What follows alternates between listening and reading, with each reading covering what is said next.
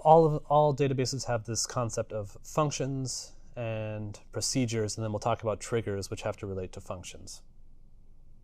So imagine you find yourself doing the same query over and over and over again across many parts of your application. You can basically use a function to kind of basically store that query as something that's kind of ready to go. So let's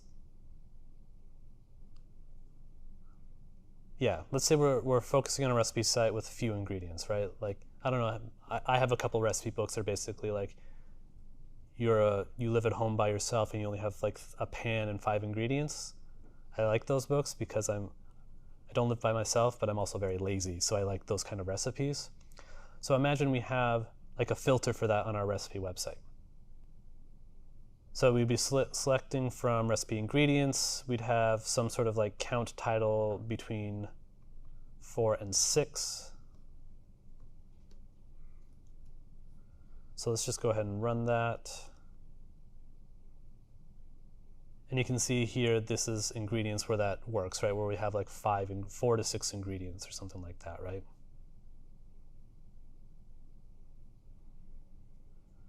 So by grouping by r.title, which is a unique key, we're grouping by the ingredients. We're getting something that has 4 to 6 rows worth of ingredients. And then therefore, because we're grouping by the title, we can return that up here. So these are all recipes that have between 4 and 6 ingredients. Feel free to pull that apart, but I promise you that's what it does.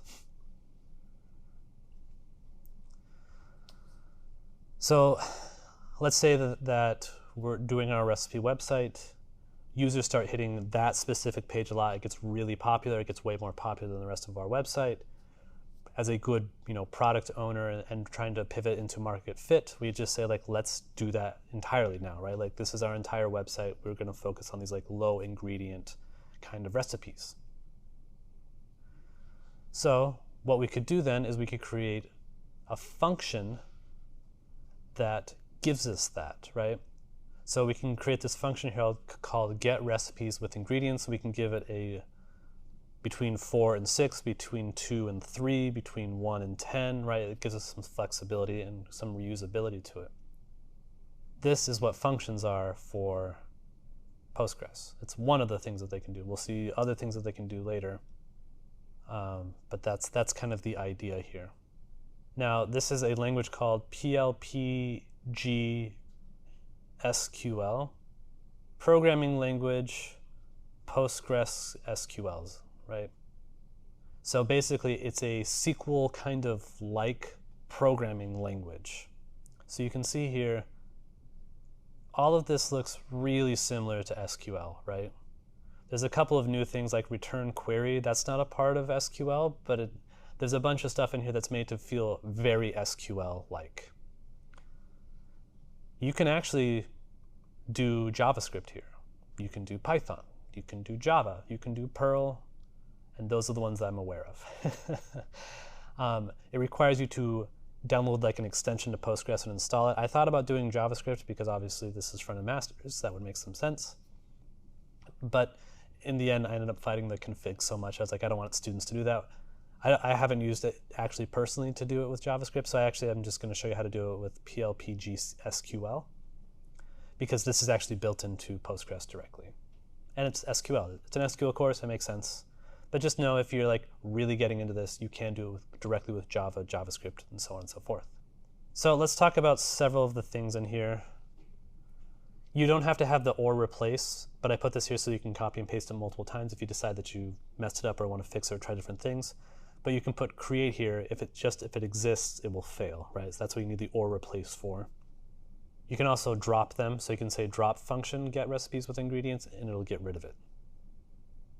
Okay, these are parameters, low and high. I think that makes sense. You can provide it with the low, like the least amount of ingredients that you want to select for, or the most, which would be high. You have to give them a data type. In this case, they are integers. You have to identify what it's going to return, which is going to be a set of, which is, right, this is a set. It's a result set of what? Of varchars. They're going to be strings. You have to tell it what language, which we are doing PLPG SQL. And then here you have to return the as basically as the function. Let's talk just a moment about dollar signs. So this is not just related to functions, this is in general throughout all Postgres. It actually has this concept of dollar quotes. I'm not making it up, that's actually true. It's basically a quote. So I can actually come in here, let's just show you. Select meta, and we were seeing here that you could do this with single quotes, right? Because we were doing like JSON, but you can actually put dollar signs here. We put it on recipes, right? And where meta is not null. Okay, so just to prove a point here, same thing as single quotes. Kind of weird and neat, right? So why would you ever want to use dollar quotes? It's for things like this, going back here, where we actually don't have any single quotes in here. But the nice thing about doing dollar quotes is you don't have to escape single quotes. Right? So if I was doing things where I was asking for single quotes inside of this, where I was asking for like meta tags, right? I'd have to double quote those because you're technically giving Postgres a string to invoke later, right? So by using the dollar quotes, we're getting away from having to escape our single quotes. In other words, I really only use dollar quotes with functions. I really don't use them other places, but they are useful for that reason. Here we're telling it where the beginning of our function is, where we're going to end our function. Notice that this has a semicolon and this has a semicolon. That's because we're doing like a query here. This query, so this part is actually here, the query. This is definitely not going to be a course on the PLP GSQL language because I don't know it very well. I have to go read a lot of Stack Overflow before I get these functions correct, but they are useful. All right, and then here, this is just pretty normal stuff. The only thing here is we have low and highs. We actually are using variables directly in our query, but that seems fairly reasonable for us to use, right? Okay, so I'm just going to copy and paste this whole thing because I sincerely do not want to write it all out. So now I have a function. Now how do we query it? How do we use it? Well, specifically with functions, you're going to say select star from, and then you're going to call the function. So get recipes with ingredients 4, 6, and notice it's the same result set, right? But now now it's flexible. I can say 2 and 4. Turns out that's a lot of them. That's 42 rows.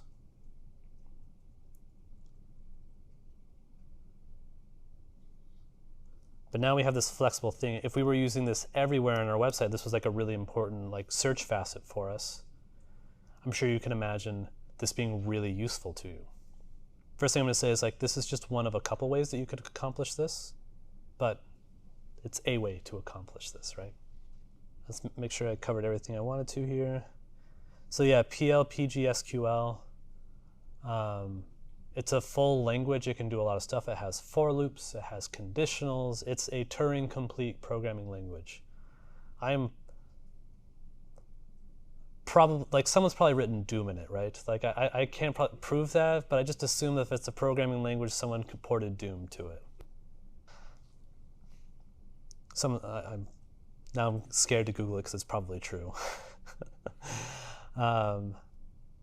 Yeah, it's very SQL-like in nature, and most of the time it reads very SQL-like. There's a lot of really powerful things. I'm showing you just kind of the surface here, but there's a lot of like really powerful stuff you can do with it that frankly, I've not written enough Postgres functions to really tell you too much about. But let me tell you, oh yeah, and then I was going to show you here. So if you click on like one of these links, PLv8, this is where you can actually use JavaScript as the language as opposed to the built-in Postgres one. You have to like create an extension, you have to download it, you have to there's a bunch of stuff to do, and then it's like a flavor of JavaScript that has its own like variables and stuff like that. I've never actually used it, but it is available. And then Python, there's a bunch of other stuff like that. We talked about dollar quotes. Just to show you really quick here in the notes, if you need to drop that function later, you can do it like this. Drop function, and then you just give it the name of the function and the call signature.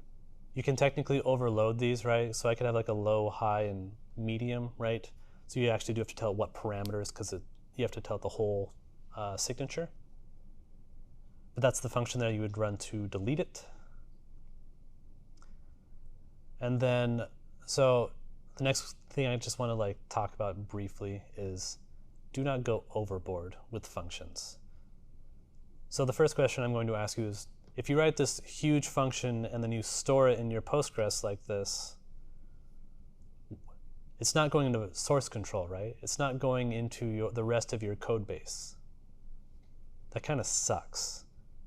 So it introduces this like, it's not unobservable, but hard to observe behavior in your application. So if you're using it a lot throughout your different places in your application and it breaks, it's hard to track down that bug, because you expect your database to always be right.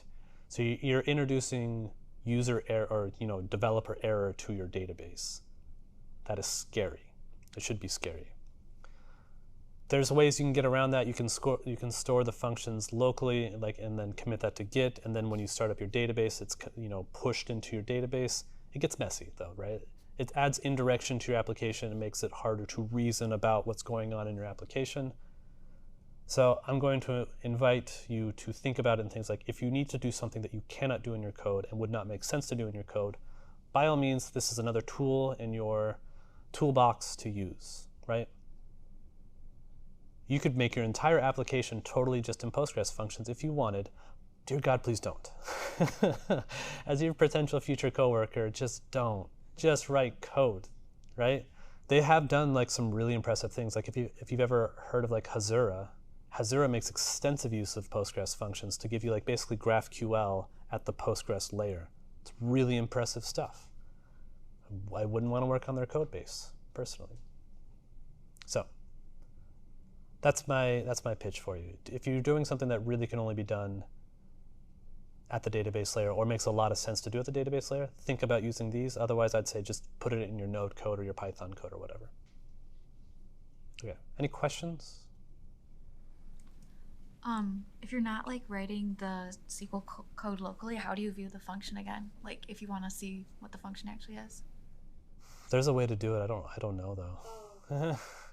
I think you might be able to say just \d or something like that. I don't know. I'd look in this \question mark there. \df. So that'll give you the functions that exist. Thank you. But if you actually want to see the body of the function, you'd have to do some sort of querying to get it. On the result part, or the return signature, can you have it return multiple columns? You just delineate that with a comma? Yeah. Okay. So there's a bunch of stuff you can do that. You can actually write to the database with functions. We'll actually do that here in just a second. Basically anything you can do with SQL, you can do with functions.